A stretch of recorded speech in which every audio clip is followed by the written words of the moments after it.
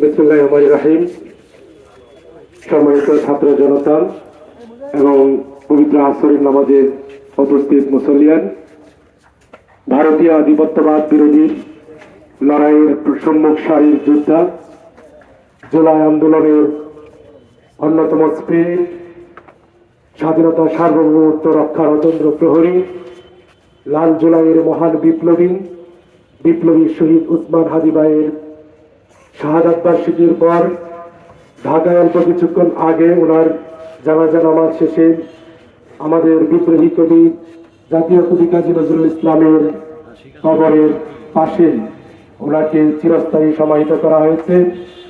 আজকে আমরা এই ময়মনসিংহের ইনকিলাব মঞ্চের উদ্যোগে ওনার জন্য দোয়া এবং গায়েবানা জানাজার নামাজ আয়োজন করেছি। এখানে বিভিন্ন রাজনৈতিক দলের নেতৃবৃন্দ উপস্থিত হয়েছেন এদেশ রক্ষার অতন্দ্র প্রহরীবৃন্দ।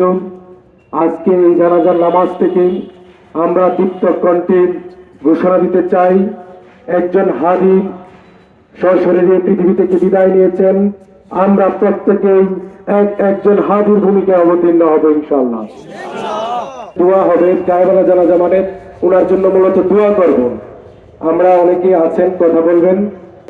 আপনাদের সকলের কাছে আমার একটা আর্জি আছে। আর্জিটা হচ্ছে, আমাদের হাদি ভাই যেই কারণে শহীদ হয়েছেন, ভারতীয় আধিপত্যবাদের বিরোধিতা করতে যায়, সাংস্কৃতিক আগ্রাসনের, ওনার একটা প্রতিষ্ঠান ইনকিলাব কালচারাল সেন্টার। আমি আপনাদের সবার কাছে দাবি রাখবো, আমাদের ময়মনসিংহে এবং বাংলাদেশের 64টা জেলায় যাতে এই ইনকিলাব কালচারাল সেন্টারটা প্রতিষ্ঠিত করতে পারি, এই জন্য আপনারা সবাই আপনাদের সবার সার্বিক সহযোগিতা করবেন ইনশাআল্লাহ। আসলে কথা বলার মতো পরিবেশ বা মন মানসিকতা নাই। আমাদেরই ভাই থেকে ভারতীয় আধিপত্যবাদের বিরুদ্ধে কথা বলতে গিয়ে শহীদ হয়েছেন। আমরা দৃঢ়ভাবে বিশ্বাস করব যে এখানে যারা উপস্থিত হয়েছেন সকলের প্রতি অনুরোধ থাকবে যে আপনারা আজীবন যতদিন বেঁচে থাকবেন ততদিন পর্যন্ত আমরা দিল্লির বিরুদ্ধে লড়াই করব। হচ্ছে আওয়ামী লীগকে নিষিদ্ধের দাবিতে ঢাকা উত্তাল হয়েছিল, দেখেছেন যমুনায়। সেখানে হাদি ভাইয়ের উপস্থিতিতে, মানে আমি নিজের চোখের সামনে দেখা, আমার সামনে থেকে যখন উনি কথা বলেন বা ওনার স্লোগান যখন ছিল, এমন স্পিরিট ছিল যে উনি একা দাঁড়ায় যদি আওয়াজ করে যে ভারতের যে আধিপত্য সেটা আর থাকবে না, এরকম ছিল। এরপর আর ওনার সাথে দেখা হয় নাই।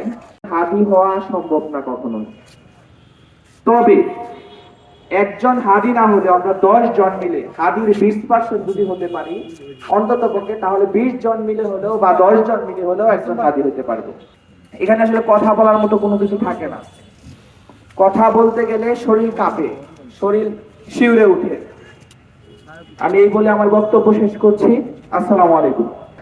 সেই চেতনায়, তার ধারাবাহিকতায় কাজী নজরুল ইসলাম যেমন বলে উঠেছিলেন বলবীর, তেমনি ভাবে আজকের বাংলাদেশে একজন হাদি বলে উঠেছিল, আমরা ভারতীয় আগ্রাসন, ভারতীয় আধিপত্যবাদের বিরুদ্ধে দাঁড়াতে চাই এবং বাংলাদেশি মানুষ হিসেবে আমরা একটি স্বাধীন সার্বভৌম এমন রাষ্ট্র গঠন করতে চাই যে রাষ্ট্র দুনিয়ার কোন আধিপত্যবাদের বিরুদ্ধে মাথা নত করবে না।